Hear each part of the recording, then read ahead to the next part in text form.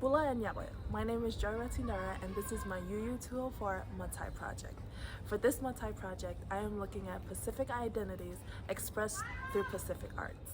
As a Pacific Islander, an indigenous Fijian, and a naturalized citizen of the Marshall Islands, I feel that it's only fitting to showcase two forms of arts, paying homage to the two communities and cultures that have contributed to my identity as a Pacific Islander.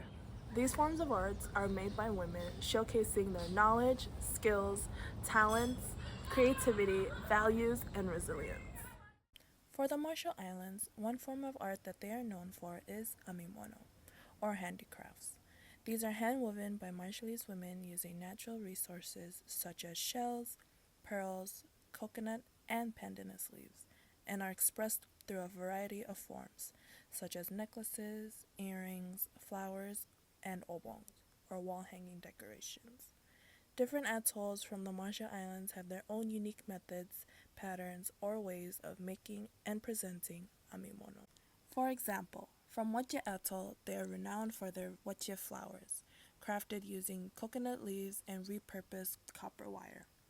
Since the atoll served as a seaplane base during World War II, the creation of these flowers began in the 1980s, utilizing salvaged wire from electric cabling.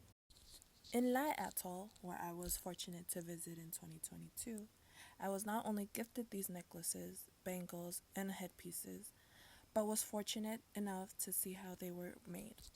Their unique way of making it includes strings or fishing lines used to hold the shells in place. Often, amimonos are given or exchanged as gifts at birthdays or farewell parties.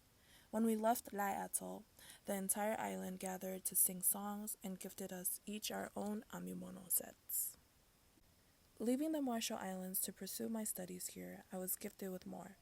I brought them with me, and I proudly wear them wherever I get the chance, cherishing and showing others this piece of home. For Fiji, one form of art is imbe, or mats. Carefully woven and detailed by women, mats play a big part in indigenous Fijian functions, or events such as birthdays, weddings, funerals, and others. Imbes, woven into rectangular shapes of various sizes, are crafted from overlapping strips of pandanus leaves. Often they are colorfully decorated with wools woven into intricate patterns or shapes. Depending on the occasion, these mats hold different symbolic meanings. They can be gifted and exchanged as special seed, a symbol of love and care, and a representation of kinship during both celebratory or joyous occasions and times of grief. Different regions in Fiji have their own distinctive methods of showcasing and crafting their mats. For instance, the province of Maduata, where my maternal grandmother originates from, is renowned for their mats known as kuta. These mats are carefully crafted from freshwater reeds. Since living in Fiji, I've come to learn how to name and identify mats and arrange them in the proper order. As a form of art, they are symbolic to not only the talents and creativity of Fijian women, but of relationships and values that are central to Fijian identity.